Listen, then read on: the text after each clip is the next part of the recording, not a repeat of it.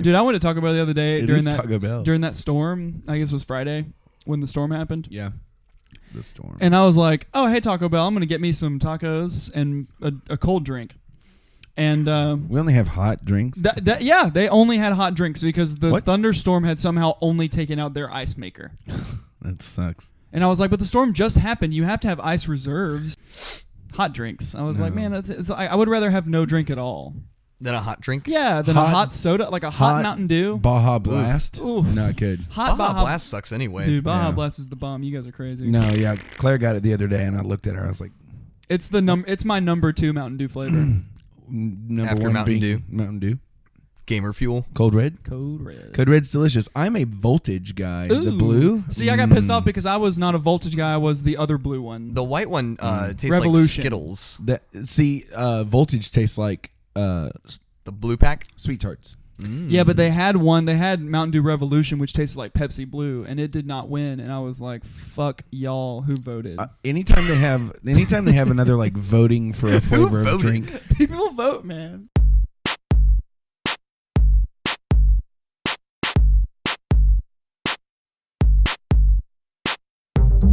Welcome to Probably Comics. I'm Thomas. I'm Linc. I'm Tyler. And this is our weekly segment. It's called What's in the Box. It's called What's in the Box because... That's not even funny. I just wasn't expecting it. This is the part where we explain the joke. It's called What's in the Box because there was a movie one time. It's called Seven. Mm-hmm. Y'all want to talk about some comics? Let's dive right in. All right, man. Rock and roll. So let's talk about Aquaman number 7. Nobody caught the pun. That's fine. What? I said, let's dive right in. Oh, and Aquaman? It's Aquaman. Cute. Aquaman number 7. I think Tyler and I were the only ones that read this. Mm-hmm. I mean, it's a transition issue. I honestly don't remember what happened. Didn't he, explain? Yeah, so Aquaman is number 7. Tyler said you can remember what happened. Basically, Black Manta attacks this seeing in the future woman. And we find out, we're getting ready to find out who... sunk Atlantis and whether or not Atlantis was sunk. Next issue is going to be good. This one, whatever. Not life changing. It wasn't bad. It wasn't bad. It's just a transition. It's like, okay, I'm ready for the next issue. I like that Aquaman showed zero remorse about killing those things in the trench. Oh yeah. And that his odd, maybe a pedophile doctor friend. He's Dr. Shin in the first issues. He was he's like, take me to Atlantis. I know, but there was something off about him that I can't remember. I'll have to go back and read. Anyway, he was like, definitely a pedo. All those things that just dead, and Aquaman was like, they had to die. Yeah, I'm a badass. Holler. Let's see, New Deadwardians number 1. I think Thomas and Tyler both read this. Mm-hmm. We did. Mixed opinions. We have a split decision. That's right. Absolutely. I thought it was the art was forgettable. The story was boring. It's the same guy who's writing New Mutants, and I'm reading that book, and it's fine and all.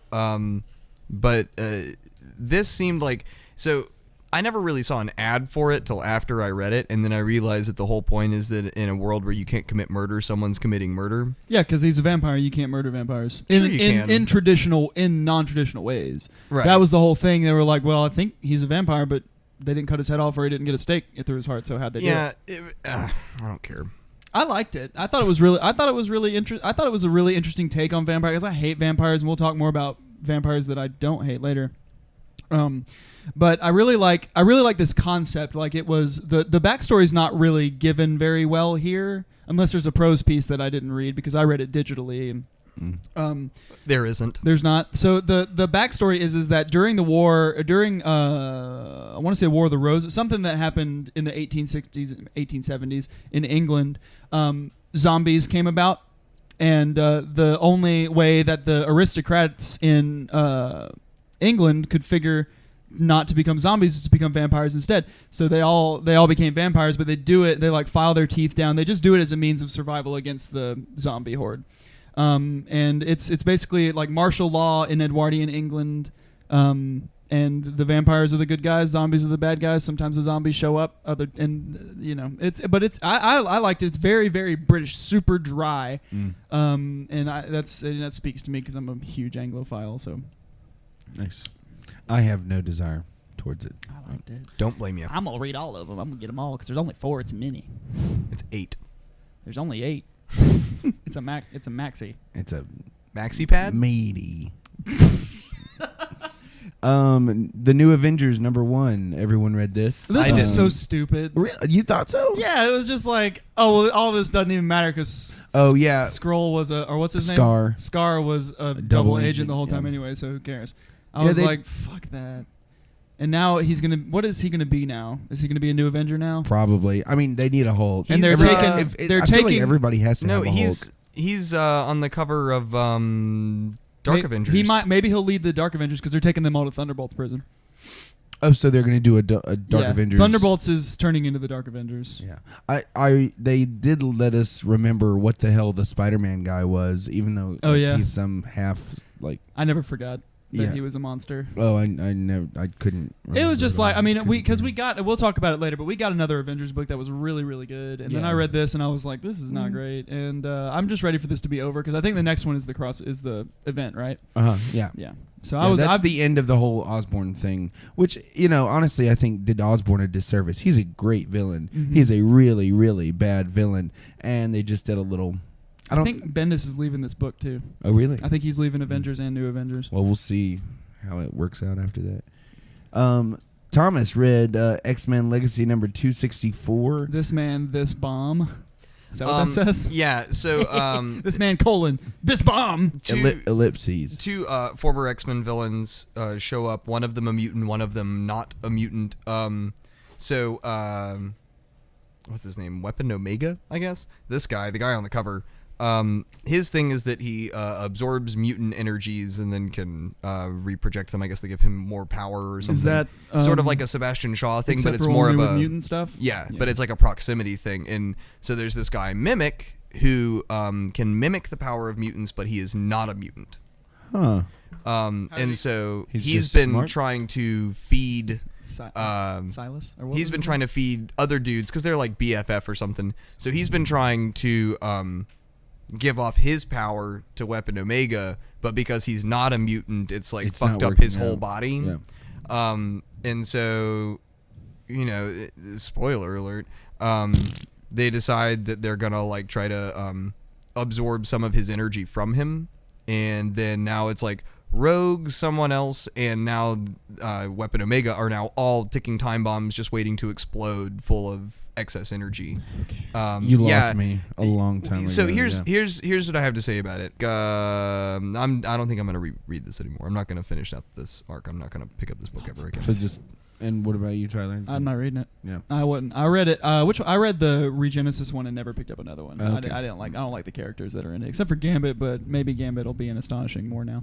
One book I think that we can all agree on was probably one of the best books of the week was Zeb Wells' Avenging Spider-Man number 5. Absolutely. So good.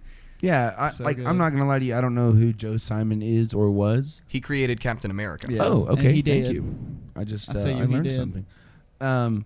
But yeah, what an incredible. I don't understand why Captain Spider-Man are fighting on the cover.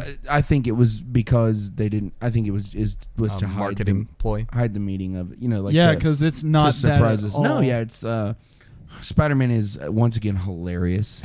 He just he wants to buddy up with Cap. Yeah, because Cap's a nerd. Because Cap drew comic books before he got the Super Soldier serum About Liberty Bonds. Yeah, Liberty Bonds. Roger Stevens. Roger Stevens turns in what is it?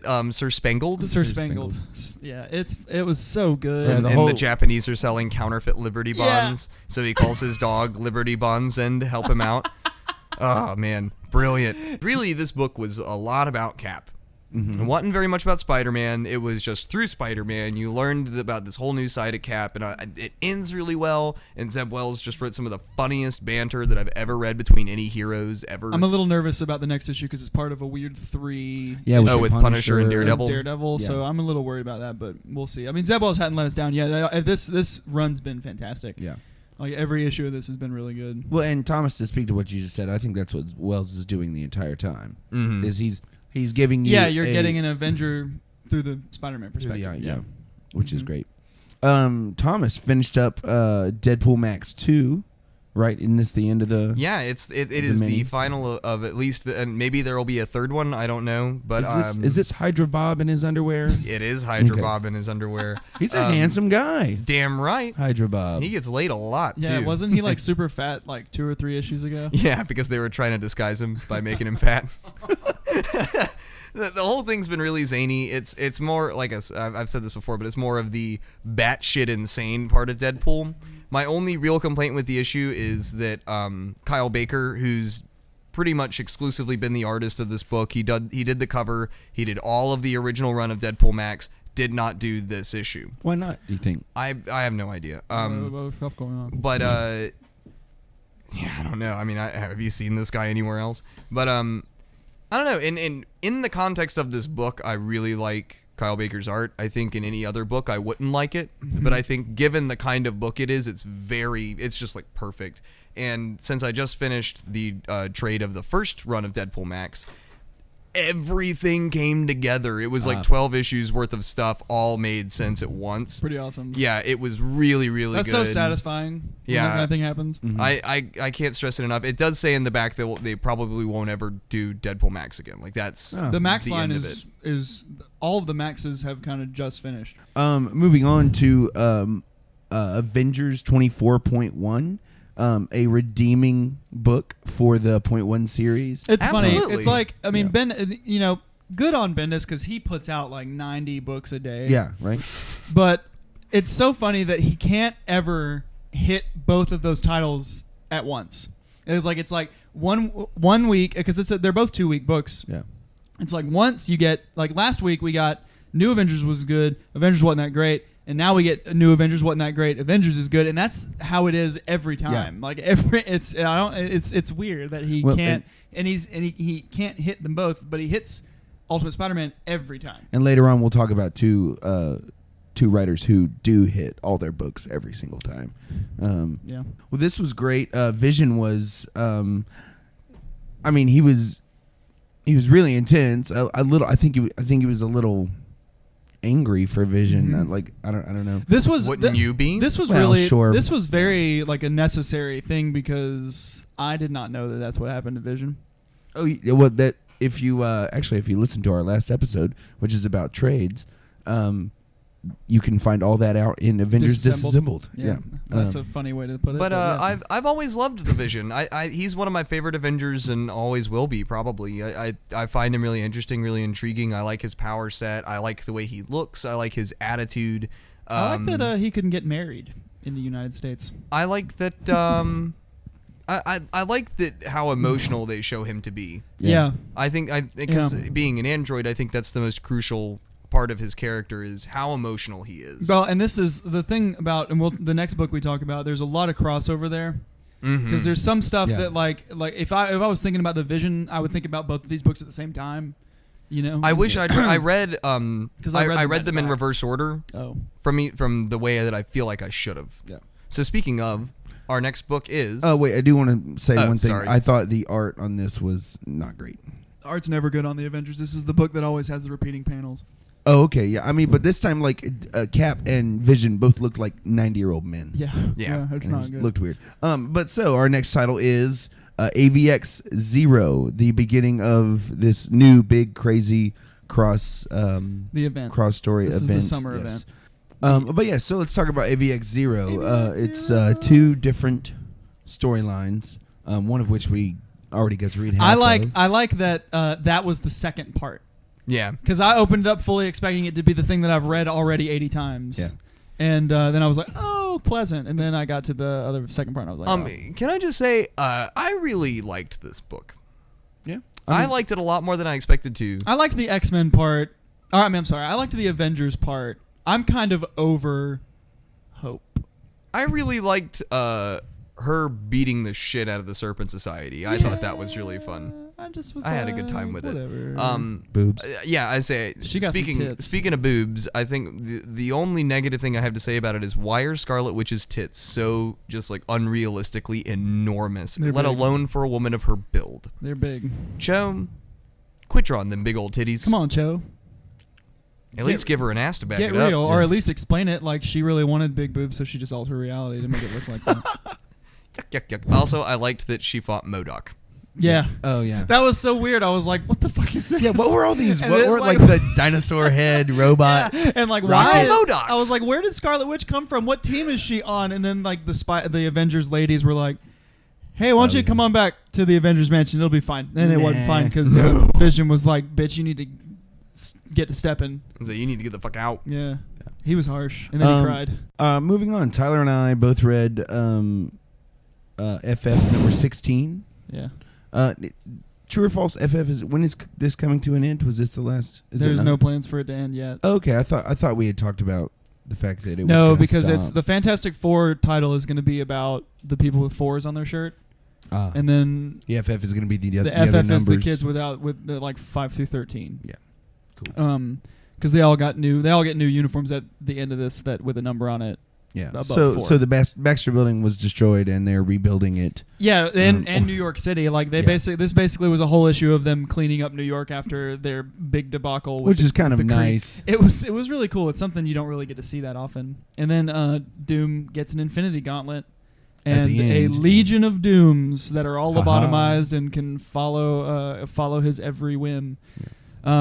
Which was Valeria's gift to him because she knew it was going to happen, and she's a sneaky little girl. Yeah, I think I really like the because the whole thing sort of through Valeria's eyes, and she's watching future Franklin and current Franklin like hang out and be buddies. Yeah, why aren't her and future Valeria hanging out? There's a panel where she says, "I don't trust her.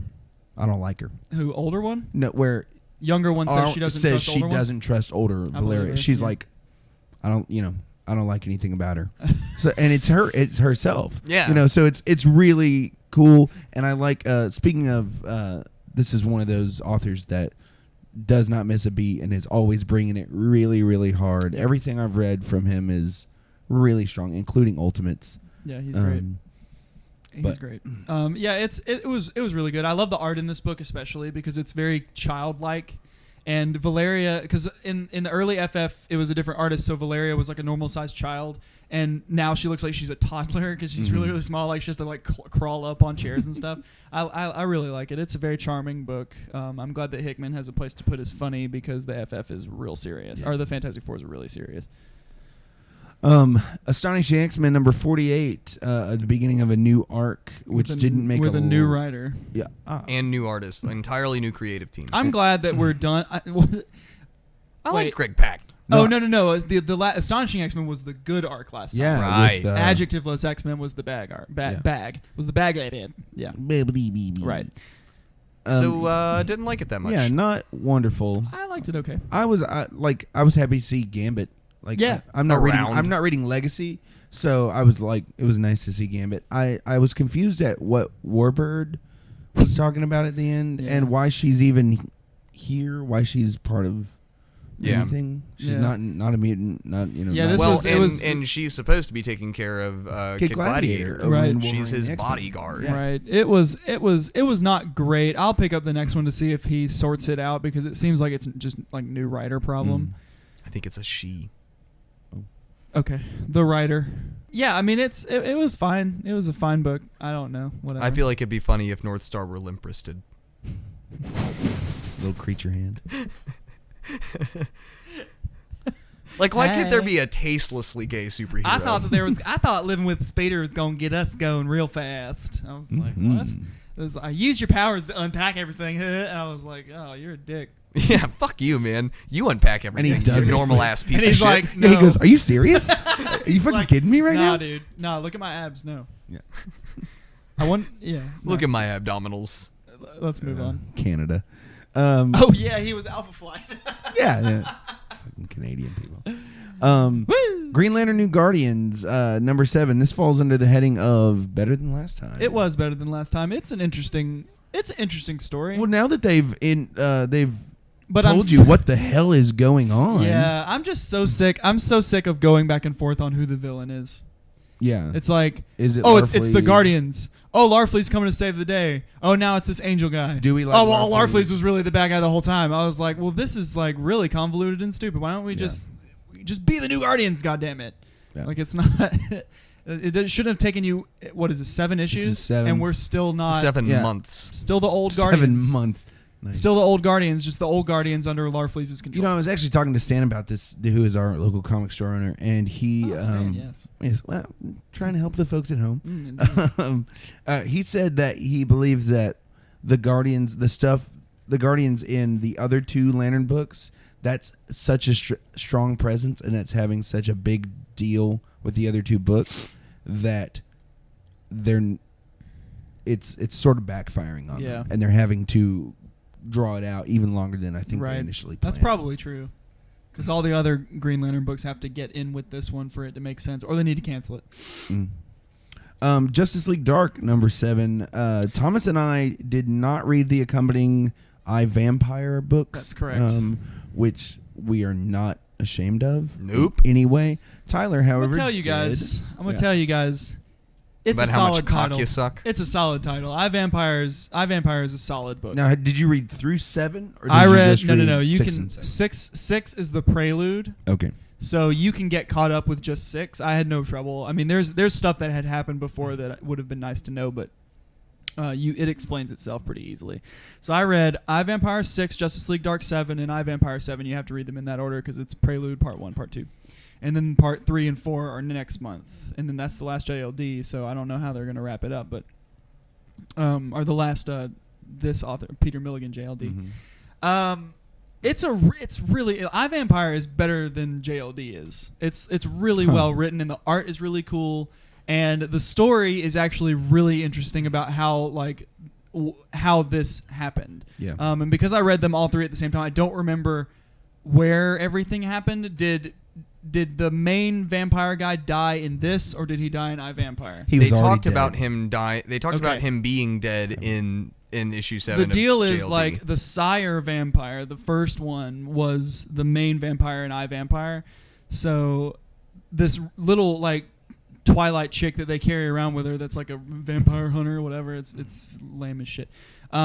Killed the sire, the main character from I, Vampire, because she thought, then all the vampires are going to go away. In fact, he was the one who was keeping the him. real big bad vampire from coming back to life.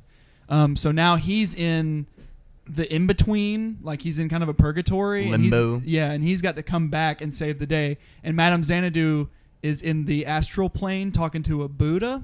Right. Yeah, we saw that.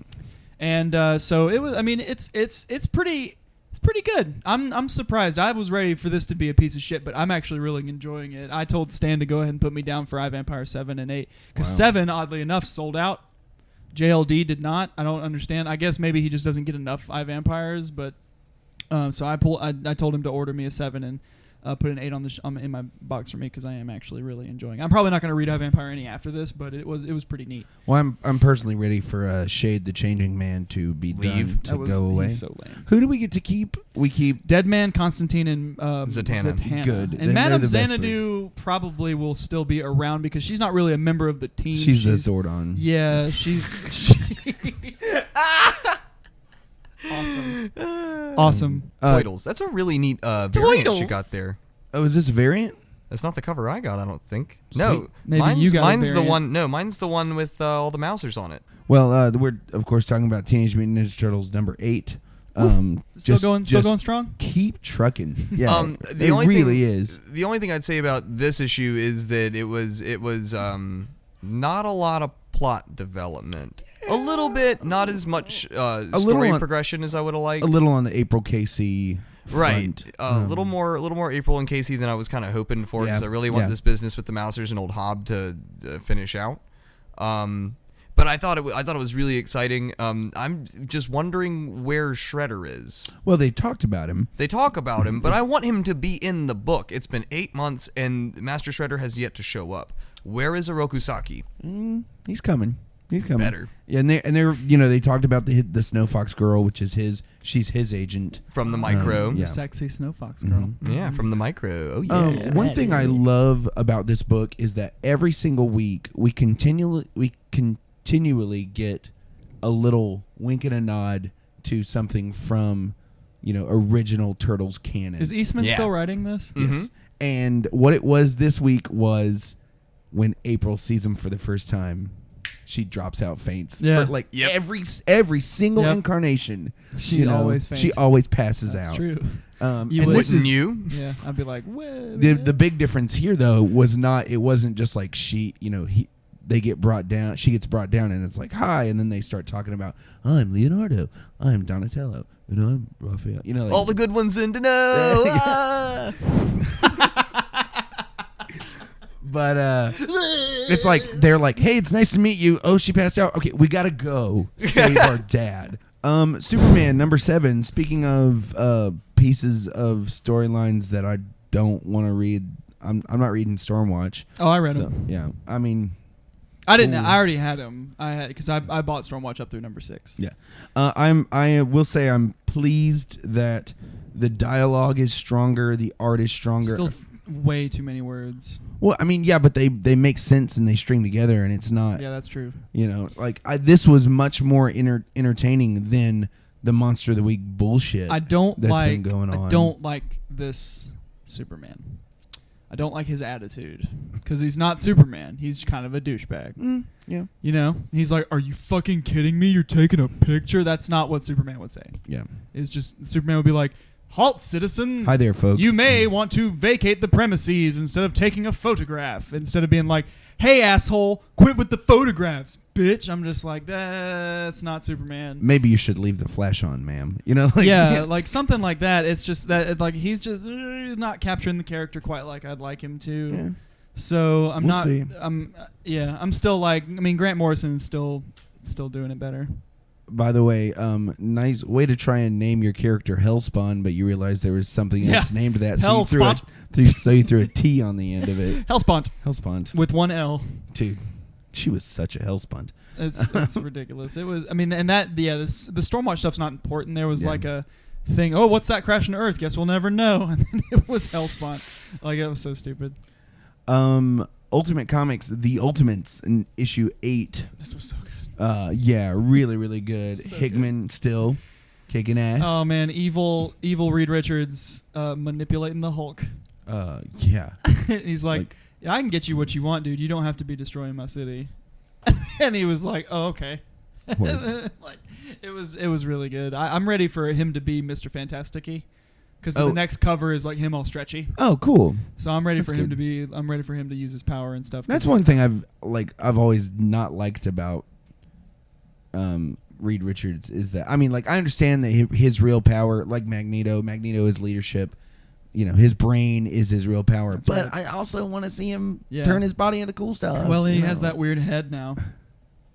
Oh yeah, with because his head got stretched out. I don't remember. They explained why. I don't remember. It happened in like Ultimatum or something. But it's good stuff. Is he gray or is he's it gray? just... Ultimate Hulk is gray. Okay. Yeah, but good stuff. Yeah, Hulk it's great. kicks ass. I love it. It's key. I'm starting to love Hulk as a character more and more. I started picking up Hulk. The new Red Hulk. Yeah. Hulk of Arabia. No, I haven't. This is Magic Hulk. Isn't there like a magician? No, it's fight Haunted number? Hulk. Haunted Hulk I haven't is the quite name of the gotten there arc. yet. That's the new thing that's going to happen in Hulk. Yeah. So Thomas, you look good sitting over there, not saying anything. We Thanks. appreciate that. Tyler and I, we've got 2 more books that Thomas didn't read. Tyler and I read The Flash #7. Are you giving me like a "this is incredible" face? Mm-mm. What? It's kind of a miss for me. Oh, are you kidding me? No. Oh, this was so good. Flash. I was like, I'm sitting here reading it yesterday, going like, this is like one of my best books of the whole year. It's like, cool. It I mean, the Was that a pun? yeah. Captain Cold. Like, whatever. It just was like, I don't know. It just kind of wrapped up too fast. It was like, Captain Cold, well, you need to help me with my sister. All right. And that was like the thing. And I was like, oh, okay. And then I guess he sucked some people up into the Speed Force, and now he's in the Speed Force, and Turbine's in there. Yeah, I don't know who the hell that is. He's like another speedster that uses the Speed Force. It's not important, but here's what I'm wondering. I just don't. It was like, I mean, the concept is cool. I just didn't enjoy reading this book that much, as much as I have before, and I still really like it because it's Francis Manapul and he's still killing it. I wish Jeff Johns was back on it though, because he was doing a better story. But speaking of a question I have about the Speed Force, and that moves on to our next book, which is Teen Titans #7. You got Bart running around here doing all his crazy stuff, and he's not affecting no Speed Force. True. Maybe it's because he's a kid and he doesn't understand how to tap into it all the way. Yeah, perhaps. But Teen Titans number 7. Because Bart can't do the think fast. That's what screws him up. Yeah. Yeah. He's an idiot and a jerk. Yeah.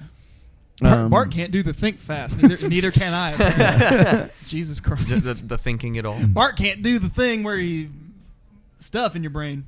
Basically, LearnGood.com. Basically, Red Robin says, "Okay, guys, we're gonna go save Superboy because they're killing him." And they're like, "But why?" No, we're not. And they're like, "Why?" And he, finally, he's like, "He's a teen, dude. Got to do it. That's what we're here for." It's like he's supposed to be in the book. Yeah, we got to save him. Otherwise, what's the book? He's on the cover of the first issue. Oh yeah. How meta. With that great barcode Superman symbol tattoo, but he's like, okay, well, I'm going. And then I think Wonder Girl says, okay, well, because she needs to figure out what she wants to be called, if not Wonder Girl, and because that's getting old. I'm getting ready. Yeah, I'm ready to. Oh, look, it's Wonder Girl. Exactly. I'm not Wonder Girl. I'm like, well, pick another name, Steve Jobs. I will say this: they've been building up this Templar guy the whole time, and then she just lassos him and fucks him over. That was super stupid. Yeah, he takes his jacket off, and his body is full of living parasite tentacle. It wasn't a great ending to. I mean, he's a really mysterious sort of dude. He is mysterious. Though he looks like did you ever play Time Crisis 2? Yeah. The guy who has the big Gatling gun arm. Yeah. He looks like that guy. He totally does. Wolf That's something. funny. Yeah, I don't remember. But that's funny. A lot of quarters. Woo. Yeah. It was Teen Titans is good. I think Teen Titans is not great. If it wasn't, it's taken too long, but it makes sense because it's not the same. Is Jeff Loeb writing Superboy? He's not, is he? I do not know. That sounds right, actually. Maybe he is. Is he who's writing Teen Titans? Scott Lobdell. Scott Lobdell. That's okay. So it's not the same author. They both have the first 3 letters. Right. Yeah. But they're Loeb. First 2 letters. But that's neither here nor there. There's these stories are in parallel and they have been since issue 1. Yeah. I'm ready for. I don't know where Superboy's gonna go. Yeah, I don't know where the Superboy comic belongs with the Teen Titans. Superman outside the Justice League makes sense. Superboy does not. To finish us off tonight, Thomas, would you want to do a podcast? You want to come? And talk it's about not my fault that you guys read shitty comics. Hey man, DC, bro. I had enough talking on my own. DC. We all read Uncanny X-Force. It's the end of the Captain Britain-centric. One of the shorter Uncanny X-Force arcs. Yeah, really. What, 4 issues? 3 or 4, yeah. Mm-hmm. About as long as Apocalypse Solution or Deathlock Nation, though. I think Deathlock Nation's like 5. I feel like those were both 5. Apocalypse Solution's 4. But Dark Angel was like, what, 12, 9? Yeah. What did we decide it was, 9? 47. It's 9 counting the prelude. Yeah. The omnibus will be It's 9. 10 through 18. Yeah. It wrapped up the Otherworld arc. And we're getting ready for another long one. That's from what I've read, that seems to be the case, is there's going to be another like 8 or 9 issue arc. But this next one's not going to be, right? I think it's just like there's going to be AOA like a couple. Iceman? Yeah, there's like going to be like a little one and done story, and then they're going to get back to the arc. I thought the ending of this book, while a little bit rushed, I thought was still good. I'm glad that this arc is over. It's been really fun. It's been really cool. I'm glad Phantom X has a face again. Yeah, right. And you were right. He just put it back on and his healing factor fixed it. I forgot about that. But I mean, I really liked it. I'm interested to see if Tocchini's going to stay on for the next arc. I think that for the Otherworld stuff, it worked very well and it was very appropriate. I think that when we go back to 616, I really, really hope that Opeña comes back. Yeah. Or at least someone who has that kind of gritty realism, because I feel like it's so appropriate for X-Force and 616. I did not love this art, and we talked about it a little bit before the podcast. There was like a panel where where it was like Nightcrawler. You just don't know what's going on. And I was like, what the hell is happening? Like everybody looks kind of the same. It just looks especially like watercolors. there's a lot of blonde women. It's supposed to be one blonde woman from what I can tell. It's Megan. And but the issue being that her dress changes colors, which is all on Dean White, frankly, the guy who does all the colors for this book.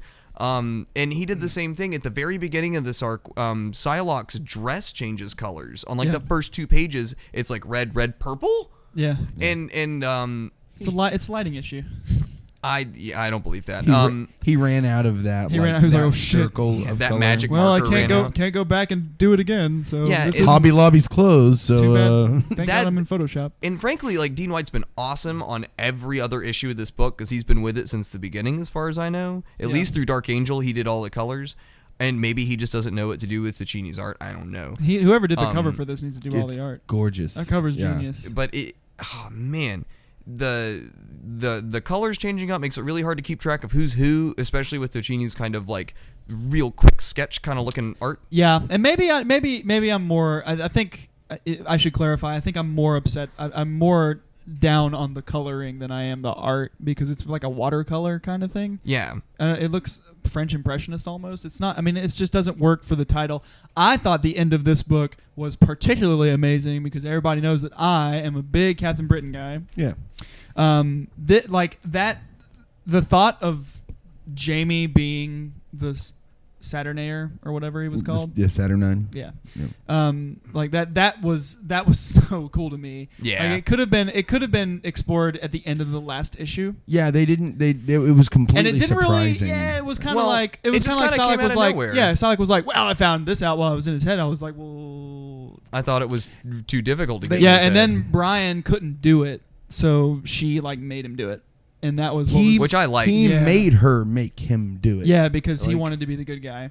Yeah, And yeah. And she yeah. walks away. She goes, and again, you're the good guy. Yeah, it Way was. to go, It was great. ass. That's like Yeah. because it's just like this awesome Well- family dynamic Mhm. between the three of them. And Jamie, I mean, Jamie is Captain Britain in the Ultimate Universe, so there's still Jamie's around. But 616 Jamie, he dead. But I will say, I think one of the things I really liked about this book is that we got to remember the whole arc started because X-Force's actions, and specifically those of Phantom X, brought him to Otherworld to be put on trial. And at the end of this arc, because Captain Britain, who was the one who wanted to kidnap Phantom X and put him on trial in the first place, because he wasn't willing to do what absolutely had to be done, X-Force had to do it for him. Right. It was. We have to make the tough choices, and we will sacrifice family if that's what it takes. We will do whatever it takes. And I really liked that sort of aspect to it. And you got that really cool thing at the beginning when they were children. And Brian was like, I built a particle accelerator. Yeah, I built a particle accelerator, and they were like, "Oh, we're off hunting foxes. Look, Betsy got her one. Oh, jolly good." And I'm like, "Oh, this is great." And it just shows like how opposite their lives are now because Jamie was like the big science guy that can control string theory, and then Brian was the beat 'em up dude. So it was really good. The April fooled me, and I was really mad, and because Merlin and Mona came back, Merlin and Roma came back for like a second, and then you were like, "Well, it's Phantom X." Misdirection. I was like, "Oh, that's bullshit," because they're like they're gonna have to come back now because Jamie's dead. But I think Merlin's hibernating right now. Was the thing. He's in his Odin sleep. But he has to come back because otherwise there's no one to control the other world. Because that's what Jamie was doing.